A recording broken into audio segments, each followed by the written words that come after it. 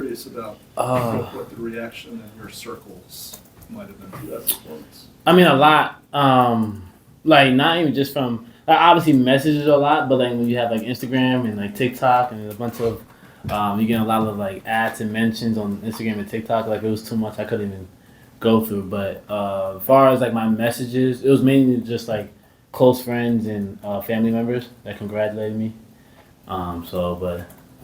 It's crazy because I turn my phone off before every game. So as soon as I turned my phone on, it was just like a bunch of notifications going, and it was just scrolling through trying to get back to everybody. But as you look back on that, sort of, I don't know, how do you process it? What goes through your mind about that? Mm-hmm. Like, do you remember everything specifically, or Yeah, I mean, kind of black out because you were in the zone kind of thing? yeah, I was talking to Harrison like literally right after the game. He's like, "How do you feel?" And I'm like, "Normal, fine, I'm good." He's like, "Bro, you just had 42." At the time, like I don't think it really hit me. Like I don't think I really uh, noticed like what I've done and what I did. 'Cause I was just like in the flow of the game and looking back on it, I actually like I think like it took me about 2 days to actually understand like what actually happened. um, I don't think I give myself enough credit sometimes. I think I'm always just hard on myself and feel like I can always do more. But I had to give myself a pat on the back for that just because of how the game was going on and what I did individually. RJ, when Hubert was recruiting you, did he give you, or Roy, when they were recruiting you, did they give you any examples of UNC guards, past or present, that they thought you could be like and emulate, and did you watch those guys on YouTube, like after talking with them? Yeah, I mean, even before they recruited me, I had an idea and understanding of what UNC was and how they played because I was, I think I was like a freshman or maybe eighth grade when Marcus was here, so I watched their run and with him and Joe in the backcourt, and when Kobe was here, and Cole, which I knew, who I knew since I was in eighth grade. So I had an understanding of how they played two guards together, and their main message was they didn't tell me I was going to be like Marcus or be like Joe's, more so just be RJ, and I'm going to have the opportunity to play here. Then they said I was going to start. It was more about just we're going to give you the opportunity, you just got to take advantage of that. You said you couldn't go through all the messages and things that are out there. Did you try? Yeah, I did, 100%. Especially with messages, because I don't like to leave people undelivered. So I respond to majority of everyone on messages, but like Instagram DMs, nah.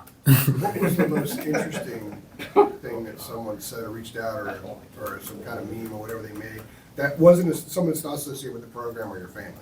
That's a good question. I had someone send me. So I had someone like was like one of my friends sent me a picture like when I was like a little kid, and then which was like I was like in like third grade, so I had like a little Caesar ball fade, and then this is when I wore goggles, and then Wow, goggles. yeah, Yes. yeah, I don't know about that. I used to wear goggles back in the day, and then I thought that was funny, and then put like 42 points. That's You should crazy. tweet that out. I should, but I don't want to put myself out there. So if y'all find it, y'all find it. I'm not gonna do it myself. B-Rob had one. Did you see the one B-Rob had? Nah, I didn't see that one. It was, I think it was high school, RJ. Yeah, I saw a lot of the high school ones too. So, but yeah, if y'all find me with the Caesar fade, then that's on y'all. I'm not showing that to y'all. What are Armando? Armando? Yeah, you said what Harrison said. I imagine Armando had something interesting to say about it. He was like, "Bro, you're insane." What's the most points you ever scored in a game? In college or just in like, my whole Just career? Yeah. I think I have either 41 or 43 in high school. So yeah, but college is like that's elite because it's hard to do that. When did the goggles come off? Right. So I want to say 7th, 8th grade. So I wore glasses like from like my whole life up until 7th grade, and I was just like I'm not wearing them like glasses anymore. So I literally just stopped wearing them, and then I think like my eyesight just got better a little bit. So I haven't worn them since. Was it a cool factor or was it? Yeah, more like a cool factor. And I think I was going to my middle school age, so I was like getting into fashion more. I was just tired of wearing like goggles when I play basketball. So I'm like I'm definitely not wearing these anymore. Do you wear contacts now? No. You don't wear? They're pretty cool. Yeah, I'm fine. I So- can see. The goggles were corrected. Yeah. Lenses. Yeah, I mean, I have like one of my friends, he's like a big brother to me. He's like, I should bring back the goggles like for seeing night. I was like, like it was like little rec specs. And I was like, there's definitely no way I'm bringing those back. That'd be awesome. So is the rim fuzzy, or was it? Nah. But if I do bring it back, it will get like foggy, like the rec specs. So I probably. Yeah. But I mean, it has been a thought like this year if I had to bring that back, but I don't think anyone would get the reference. But if I did, y'all do now. You expect to talk about goggles today? Yeah. Well, he normally has the 3 goggles a lot, so. Yeah. There you go. There you go. RJ, I guess, when you're in, I guess, a season or even in a game like you were the other day, Mhm. you don't like, I guess, recognize things like this, but the 42 puts you tied for 10th in UNC, like in the UNC scoring list. I guess, like, do you ever, like, on your own time, 4 years into your career, like, even think about your place within, I guess, like, the UNC program, like, just all the different types of players. Obviously, there's been a lot of, different numbers and stats from that game, but, like, do you ever just sit and think about just even that? Yeah, I mean, just even as a freshman, I never really would have pictured myself like within these conversations of like being top 10 in scoring here, especially here. Like to me, that's insane. I'm speechless from that, but one thing I did think about going into my senior year was what type of legacy I want to leave behind, and like kind of like how I want my senior year to go. And I think I really took control of that in terms of just like my mental and just being overly confident and focused in every game and every practice of preparing myself for these moments, preparing myself for these games in order for me to have a great senior year. So, and for me just to be in this conversation amongst the the great players that played here, I mean that's just I'm just grateful and just super fortunate to be in that. And then to follow up on that a little bit, when we had Cooper here a couple minutes ago, he was saying that what you've done is more the normal route of, going to a school, staying 4 years, developing within those 4 years. Mm-hmm. What are some of, I mean, obviously the basketball, we kind of see that, but I guess for you personally, individually, how do you feel you're different from, I guess, your first year here all the way until now? Yeah, I mean, I think I'm in all aspects and all categories like extremely different, and I've loved my journey of how I started and how it's going from freshman year until now. I've grown in not just like as a player, but just as a person here. I'm more mature. I'm wise. I see things, and this place has allowed me to kind of just step out my comfort zone a little bit and just kind of showcase my personality more, and just on the court, just my progression throughout my years from freshman to sophomore year to junior year and now to senior year. I'm just extremely just proud of myself of how I started and what I had to go through and deal with and just the trials and tribulations. I'm just proud of my career. I'll never compare my career or myself to anyone else because everyone's story, everyone's journey is different. So how things are going for me, I'm just proud of how each year I just took it a further step.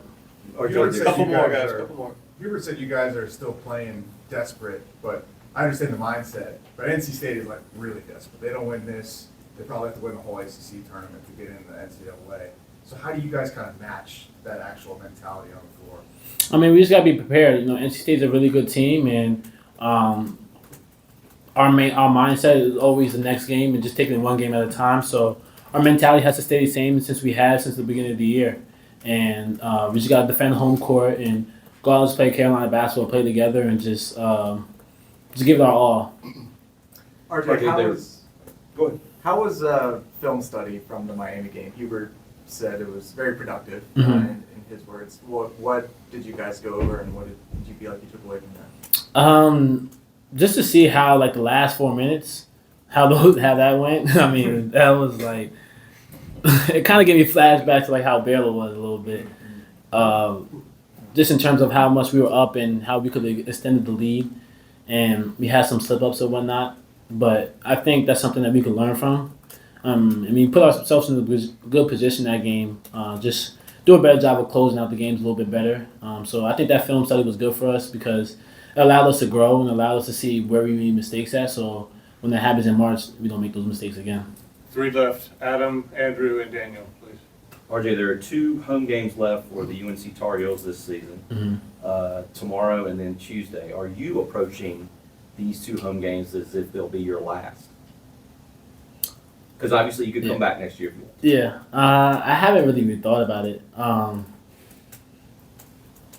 Just saying that, just like hearing you say that out loud is kind of just crazy, especially like for me being a senior year and kind of just went by like super fast in the blink of an eye.